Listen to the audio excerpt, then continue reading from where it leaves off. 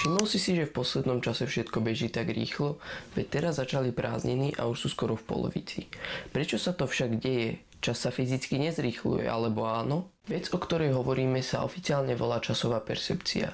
Prečo sa deje, sa zhrňuje do 3 dôvodov. Vek, zvyk a množstvo informácií.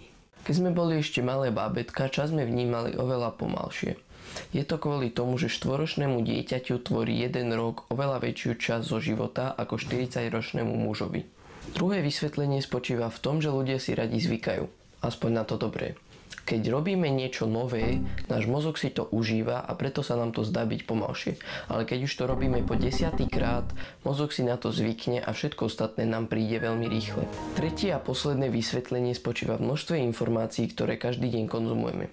V dnešnej dobe sme brutálne bombardovanými memečkami, tiktokmi a všeličím iným.